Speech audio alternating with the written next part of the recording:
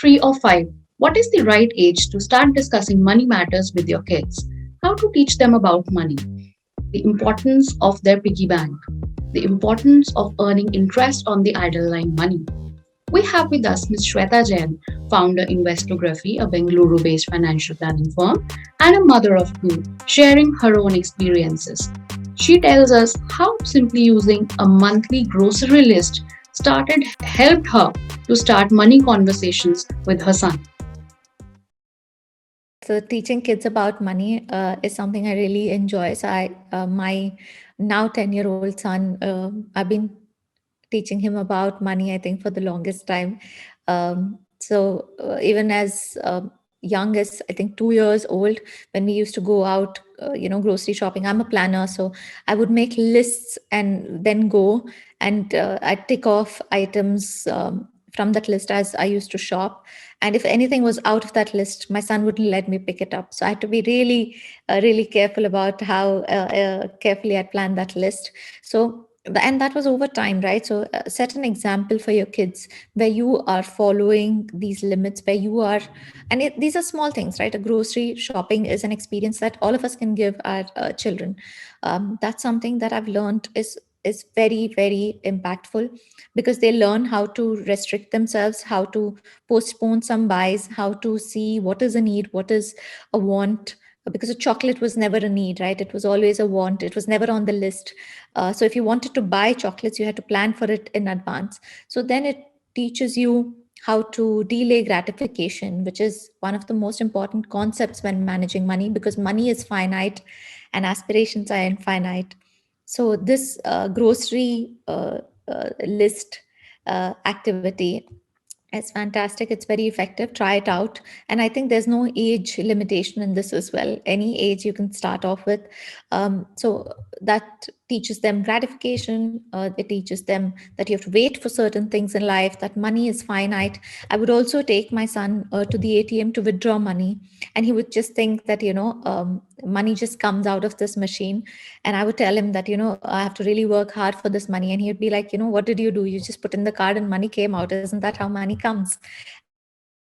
To a bank one time where we deposited cash, and he still has that receipt where he spoke to the cashier. He was, I think, 6 or 7 years old then. He spoke to the cashier and he understood that this is where you put in money. So he has a bank account in his name, so he knows that gifts come in and he can deposit these in his account. So open a bank account for your child, take them to an ATM, show them how it works.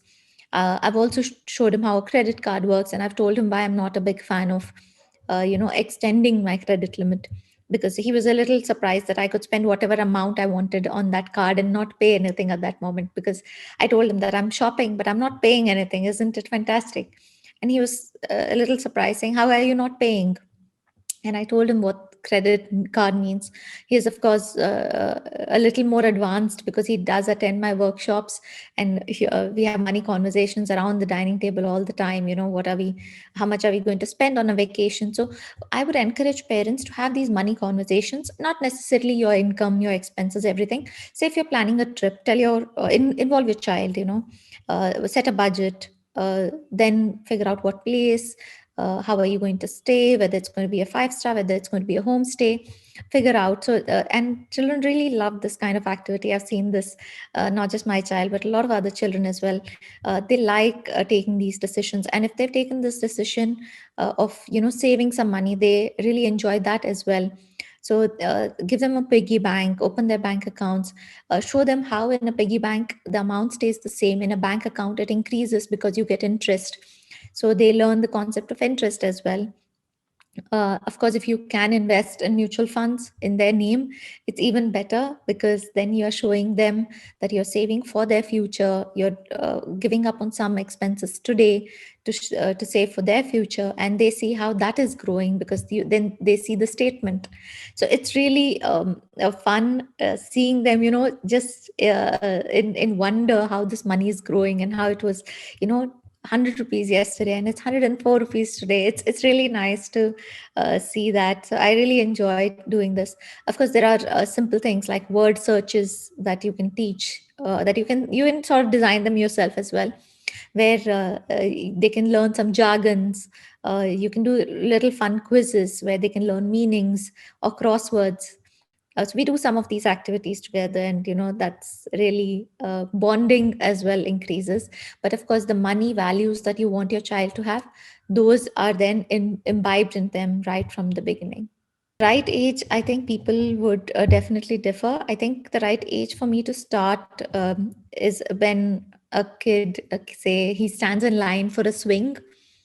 I think that age is the perfect age to start, because you're teaching your child to wait for something, right? So I think it's a good age to imbibe. So without teaching them about money, you're still teaching them some values which will help them manage their money better and as responsible individuals later on in life. But as soon as they can read, I think the grocery list, which I mentioned, you can give it to them and they can tick off the items, and they can see the prices and see which one costs how much. I think that itself is uh, good as well. So as soon as they can read is a good age to start.